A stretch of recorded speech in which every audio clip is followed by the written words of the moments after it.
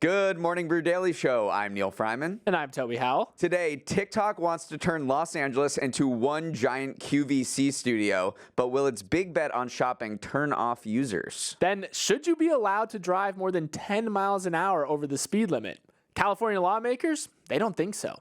It's Wednesday, January 31st. Let's ride.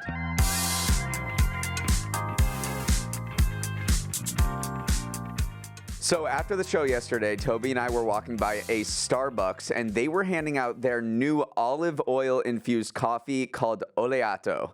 The company had been testing these drinks in a few locations since last year, and apparently those tests went okay because as of yesterday, the chain is rolling out olive oil coffee nationwide. Toby, what'd you think? Yeah, we tried it. I mean, our initial reaction was it kind of tastes like a normal oat milk latte. It does have some depth and complexity of flavor, but all I can think about, unfortunately, is that there's fats in olive oil that help smooth the insides of your bowel, making it easier for stool to pass, while coffee can also have a laxative effect on people. So this is like a super beverage for making you have to go to the bathroom. I think Starbucks is betting that people will start customizing these drinks with various concoctions and adding olive oil into random things, and it'll go viral on TikTok, and it'll send the lines out the door and turn into a viral sensation. It does make you feel a little fancy just knowing that there's olive oil in there. It also makes you feel something else, apparently. Exactly. Before we jump into the show today, we have a quick word from our sponsor, Veeam.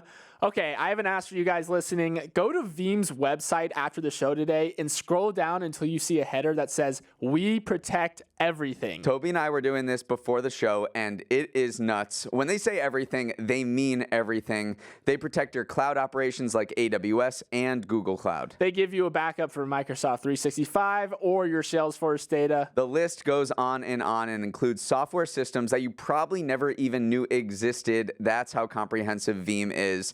Don't take our word for it. Head to veeam.com today to see for yourself. That's VEEAM.com today. TikTok is not content with just being a short-form video app anymore. It also wants to be one big virtual department store. TikTok Shop is everywhere these days. It's hard to even open the app without getting force-fed someone promoting something, and TikTok is doubling down even further.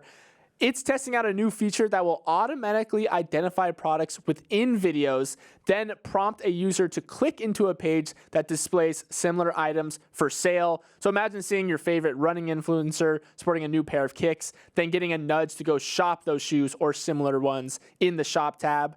It's a big part of TikTok's new goal to create a juggernaut e-commerce business in the US and reduce its reliance on advertising dollars. That feature alone shows TikTok is doubling down on shopping, but it's also tripling down by building out studios in Los Angeles where influencers can live stream and sell products. The eventual goal is for TikTok to capture some of the magic that has created a $350 billion live stream shopping industry in China. But is it going to alienate its user base in the process? We will find out. I mean, this is TikTok's big second act. It wants to essentially copy-paste what's been working for ByteDance's other company, Douyin, in China. So we'll see if the American user base responds to, the similar shopping experience. What it's doing in Los Angeles is crazy. It wants to build out essentially QVC studios all across the city because right now, creators, when they sell products, they're kind of in their makeshift studios in their living rooms or in their bedrooms selling things. What's worked in China is there's this huge infrastructure that is built with studios,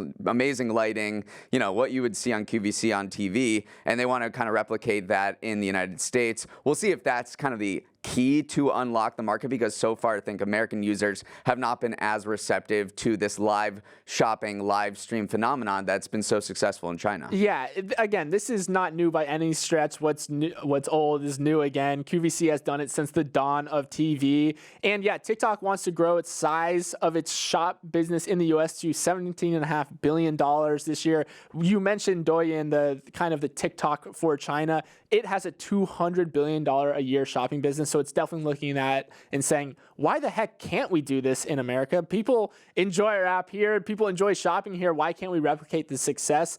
I think the big is if you overload people with shopping content, you stop going on the app altogether, which is an experience that just as a user, you can't make it through 3 videos without seeing someone shilling some sort of candy, shilling some sort of gadget to you, and it's just not as fun these days. And it didn't work for Instagram. Remember, Instagram had its own shop tab, and it tried live shopping and eventually shut those down in the past few years because users weren't responding well. There's also been a slowdown in TikTok growth in the United States that kind of happened at the same time that it started pushing all of this shopping. And while obviously correlation doesn't equal causation there are a lot of complaints, just like you said, that when you open the app, it's become one giant mall. It's become one giant e-commerce platform. It's like people are going on Amazon when they want to see fun videos. So TikTok is risking alienating its users here. But I think it's going all in. It is spending so much money. It's hiring executives from eBay and Amazon to try to move away from ads. So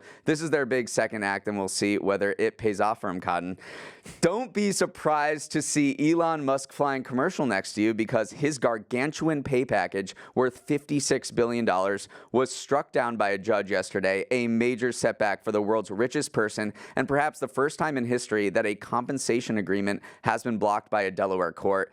But this was no ordinary compensation agreement. In 2018, Tesla approved a pay package for Musk that consisted of 12 tranches of stock options that would vest as the automaker hit certain revenue and profit targets. In total, it was worth $56 billion, the largest executive pay package ever in the U.S., and Musk was set to see all of it because Tesla hit those targets.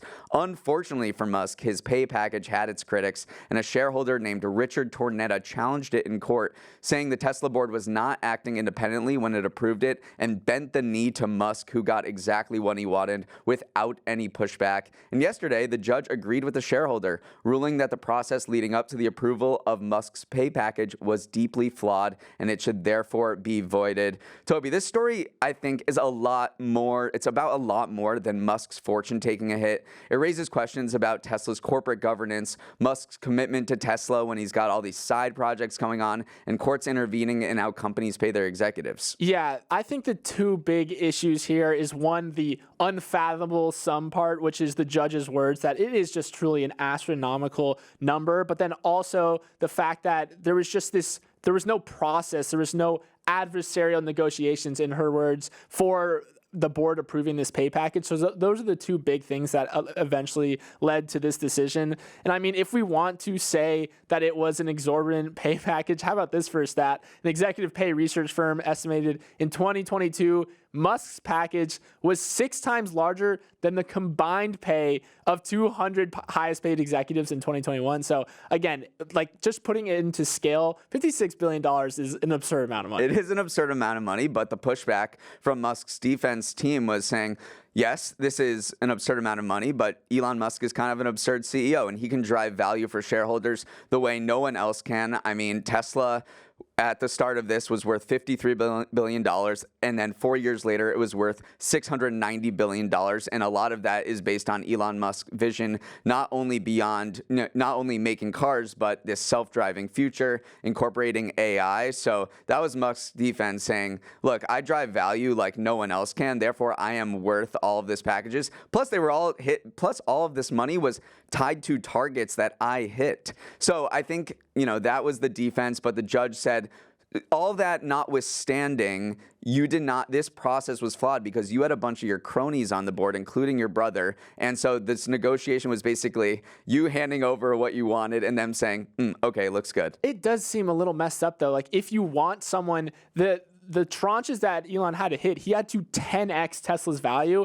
Wouldn't you want your CEO to be incentivized to do that? So again, some of the argument was that maybe these tranches weren't as hard to hit as it appeared to shareholders, but like 10xing of a car company's value is not exactly easy by any stretch of the imagination. It was also, I do think that it's interesting that one of the big arguments against it from Elon was saying that he's going to use his pay package to also advance his mission of bringing humans to Mars, which probably didn't factor that much into the judge's decision. That was one of their big defenses, is like, hey, I'm going to reinvest this money in getting humanity to Mars. But they're like, hey, listen, we're in a Delaware court right now. Let's keep it on Earth. Yeah, so what happens next here is that either Musk can appeal the court ruling, or they'll have to go back to the drawing board and draw up a new pay package for Musk. But either way, it seems like his fortune is going to be hit, and he's no longer going to be the world's richest person. He'll be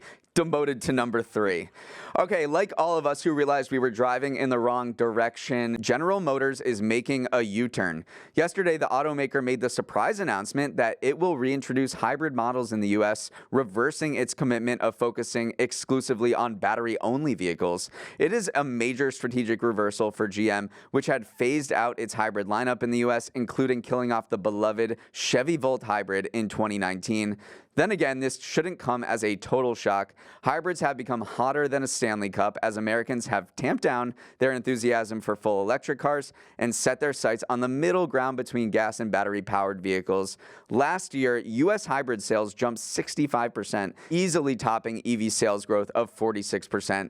Perhaps influencing GM's decision to bring back hybrids were auto dealers, which reportedly urged executives to send them hybrids since electric vehicles were not selling and piling up at their lots. Toby, this is a little like Comedy Central calling up Jon Stewart and being like, hey, we need you. It's what the people want. I mean, you can roll your eyes at the use of the word U-turn to describe this strategy, but it is a huge strategy shift for GM. I mean, Mary Barra was all in on EVs. She was lauded by President Biden for leading the charge. And there's all these quotes from executives in the years past saying hybrids are this unnecessary interim step. We all know where we're heading, so let's just go there before anyone else does. But turns out consumers wanted that unnecessary step. Car shoppers were 58% more likely to ditch gas-powered vehicle for a hybrid versus an EV. That was the survey from August from S&P Global. So consumers, again, we were talking before the show and saying that consumers still kind of think in gas mileage. They still like having that just security blanket that they know they can always fill up. And seeing a hybrid with great gas mileage is to them almost more appealing than seeing an EV with some sort of nebulous range example. Right. It reminds me of that great Robert Frost line, 2 roads to electrification diversion would, and GM took the wrong road. I mean, a bunch of South Korean and Japanese car makers were kind of lambasted by the industry for going into hybrids. Kia, Hyundai, Honda, Toyota, they were investing in hybrids. Obviously, Toyota has the Prius, while GM said, you guys, why are you taking this unnecessary step of continuing to invest in hybrids? People want to go straight to electrification. And now, you can't find a Hyundai mid-size SUV hybrid on any lot while EVs are piling up, and that's because people are very much into hybrids these days. Yeah, it seemed like GM kind of mistimed every single move. Right. A decade ago, they introduced hybrid versions of their SUVs like Cadillac, Escalade, Chevy Tahoe, but those sales flops were discontinued. Then they went all in on EVs and kind of mistimed the market as well. They spent $8 billion investing in Cruise, which is the driverless startup, which also seems like they've mistimed it. We've beat up on GM, but also GM is still doing okay. Profit jumped 12% in 2023, despite the auto workers strike as well. So again, like we can say all we want, but they are still heading down a path of profitability. They have a fat internal combustion engine lineup still that they're leaning on for profits. I mean, more than 90% of their unit sales still are accounted for by traditional cars. So they're doing okay, and they can use that to subsidize whatever sort of hybrid electric vehicle hybrid they want to build. So yeah, their stock jumped yesterday. Investors thought it was a really bullish report. All right, before we jump into the next half of our show, we're going to take a quick break. Layoffs are back in the news again. This time it's PayPal and UPS headlining a recent wave, revealing cracks in an otherwise strong labor market. PayPal is cutting about 9% of its workforce, or 2,500 workers, as it seeks to right the ship under new CEO Alex Chriss. It's part of an effort for new management to inject a little life into the stagnant payments company that has lost ground to competitors like Apple, Zelle, and Cash App in recent years. On the other side of the technology spectrum, UPS is also cutting jobs, laying off 12,000 workers. That number is especially a shock considering they had just reached a much celebrated union deal just a few months ago in September. UPS said it's lost business when customers shifted to other carriers to avoid a potential worker strike and has struggled to win that business back. Neil, two companies in two different industries, but both facing layoffs. What's kind of the common thread here? Okay, so I think this reflects a vortex of three trends. One is seasonal layoffs, which are just typically high in January. And then there's companies' increased focus on AI. They're not directly attributing these layoffs to AI, but in its statement, UPS said we want to focus on generative artificial intelligence and defocus on some other areas. And the other final thing is that it's affecting white collar workers the most. 12,000 of these UPS jobs that were cut were not drivers or anything. These were the managerial set. These were people who worked in UPS corporate. And I think when white collar workers are looking at all these layoffs that have happened this month and last month, they're kind of looking at it and being like, this sure seems like AI has a lot to do with it. And I know companies aren't saying we're laying you off because AI is replacing your job, but they think that they can drive a lot of efficiencies and reduce labor costs because of AI, and they've noted it every single time they lay off workers. Says we have to focus on generative AI. So if I'm a white collar worker, I am a little nervous at sort of the broader trends that are going on. Yeah, and those trends provide almost a sort of protection for justifying the layoffs. Like you can kind of get away with laying off people, cutting down your costs, and attributing it to AI, whether that's true or not, if the AI is directly stealing or taking these jobs from people. But yeah, I want to talk about managers a little bit.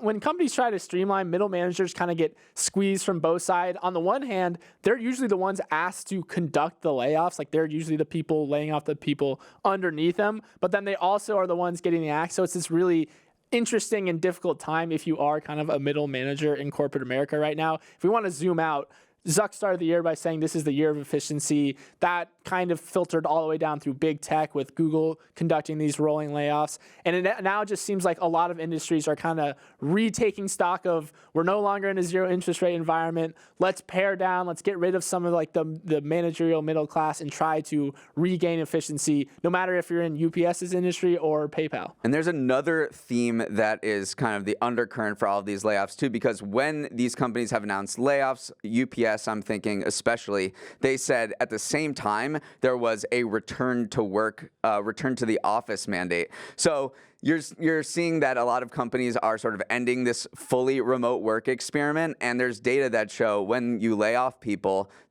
remote workers are much more likely to be laid off. A recent study by Live Data Technologies looked at 2 million workers across last year, and they found that workers who work from home 5 days a week were 35% more likely to be laid off than anyone who popped into the office full time. So maybe these layoffs are also a way of sort of paring down the remote workforce and bringing people back to the office. IBM also recently said that its workers had to come back to an office or just quit. So another current running through all these layoffs is definitely we want people back in the office. Yeah, absolutely. We're going to see some LinkedIn think pieces about be present, be in the office, and we're already seeing it play out. Okay, moving on. Tom Brady's post-football life is beginning to come into focus, and it's clear the GOAT's competitive juices are running as thick as ever. Yesterday, Brady announced that his health and nutrition company, TB12, and his apparel company, Brady Brand, will merge with the fitness company Noble.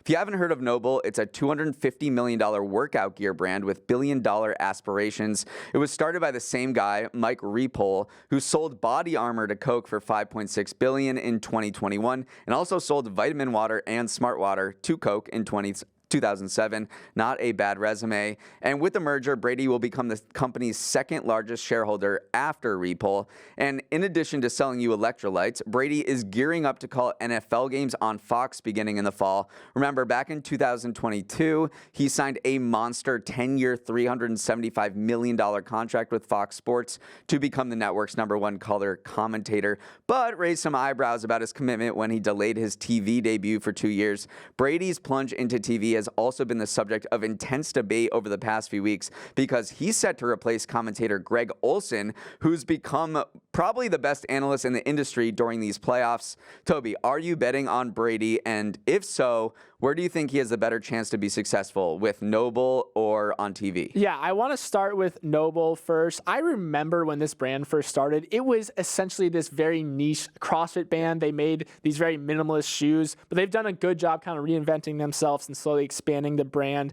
And they are running the same playbook. Mark Repol is running the exact same playbook that they did with Body Armor. If you remember back, Body Armor had this very close relationship with Kobe Bryant and kind of used his star power to legitimize itself in an industry dominated by Gatorade. Look what they're doing all over again. They're using the star power of Tom Brady to legitimize themselves in an industry dominated by Nike and Adidas. So I love the playbook that Mark Repol is running. If we want to talk about the broadcast side of things, I'm going to be bullish on it because Brady did delay. He said, I want to become good at my craft. And I do think he's an obsessive perfectionist. And so I do think he'll be a little better than people are giving him credit for. But it is a tough look when you're replacing one of the best, one of the fan favorites in Greg Olson. He definitely is a fan favorite. But can we just talk about how much money he's making?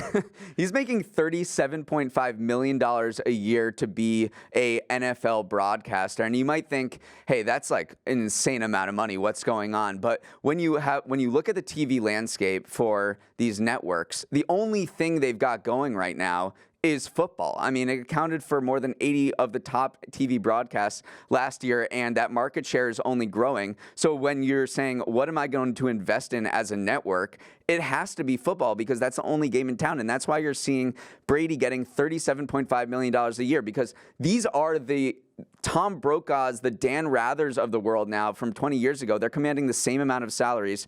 Tony Romo kind of started this arms race back in 2020 when he was paid $17.5 million a year to stay at CBS. And so these broadcasters are making more money than God, but it's sort of what the market demands now, as football is the only game in town, for people not to cut the cord. I do think, though, that if you want to use the grandma test in this situation, which is something where you ask your grandma, like, hey, who do you know on TV? And Tom Brady is one of those people. And so kind of the network strategy here is cast the most famous person you can think of, put them in front of the camera. If they stink, they stink. You move on. This happened with Joe Montana back in the day. He kind of stunk at broadcasting, so he retired after 9 games. And so if Brady stinks, then you just slowly cut the cord. But if he doesn't, you got the grandmas knowing I know who Tom Brady is. So that's kind of the litmus test. I do think you have to try Brady. Right, you got to you have to try him. And you have our number if it doesn't work out, Fox. All right. Let's move on. All you speed demons out there, listen up. California has figured out a new way to get you to hold on to your horses. A state senator earlier this week proposed a bill that seeks to prevent new cars from going more than 10 miles an hour over the speed limit. So in California, where speed limits top out at 70 miles per hour, anything above 80 miles per hour would be a no-go.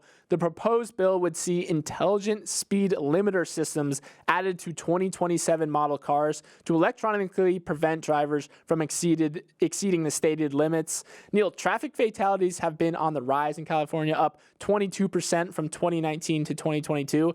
I honestly don't hate this idea. No, I mean, it's definitely one way to combat speeding deaths, which are terrible. I mean, speed is a huge factor in people dying on the roads. There was a study from the Institute for Road Safety Research, and when a car is going 25 miles per hour, about 90% of pedestrians struck by a vehicle survive. But when that vehicle is going 50 miles per hour, the number of survivors drops to less than 50. So this speed is an absolute killer. The question is, how do you solve the problem? This state senator wants to sort of put the automatic brake on, essentially, and not allow cars to go faster based on technology. The pushback on that is that, look, sometimes people need to go faster because, say, you need to pass somebody or somebody's on your butt, or like there's just safety reasons why you need to kind of hit the accelerator at times. And these people think that maybe the answer is more police on the road. I don't know if that is necessarily the right answer, but it does harken back to a bunch of the other consumer safety battles that have been fought over the auto industry in years past. I'm thinking, seatbelts. Remember, you didn't need to wear a seatbelt for most of the car's existence, and there was a fierce battle and pushback by consumers about when that was introduced. Yeah, your brain immediately goes to seatbelts here, and how at the time everyone was like, oh my gosh, don't tell me what to do in my own car. This is a very similar argument, but now of course you wear seatbelts. It makes it safer, so why would you also not want something that makes cars safer? Not everyone's on board though. Like there were some tweets saying, imagine an empty highway in the middle of the night and you can only go 65 miles an hour. They're being a little dramatic, but I do think that there is an argument to be made that this might be overreaching a step too far. So interesting to see if it'll pass. Yeah, well, California would be the first state to do this in the United States, but there are speed limiters going on around the world. The EU is introduced a new bill that this July, all new cars in the EU are going to have what's called intelligent speed assistance, and that's not going to prevent you exactly like automatically from going over the speed limit, but when you do, there will be a couple different warning signs that say you're going too much. Maybe your steering wheel will start rumbling like a video game controller. There will be noise. There will be pop-ups. So it will be defeatable. So same with California. They're saying, if you need to go over 80 because you need to survive whatever's going on in front of you on the road, you can, and that's the same with the EU. But basically all of these speed limit, like every new car in the EU is about to have a speed limiter. All right, looks like the buzzer is about to sound on our show for the day. Hope you all have a great rest of your Wednesday, and congrats to everyone, including Toby, who made it through dry January. Today must feel like the last day of being 20 years old. Toby, any final thoughts on dry January? I'm keeping it rolling all year. I love that. Okay, as always, you can give us a shout at our email, morningbrewdaily@morningbrew.com. Let's roll the credits. Emily Milliron is our editor and producer. Raymond Liu is our associate producer. Uchenna Waogu is our technical director. Billy Menino is on audio. Hair and makeup, unlike you, Toby, could use a beer. Devin Emery is our chief content officer, and our show is a production of Morning Brew. Great show today, Neil. Let's run it back tomorrow.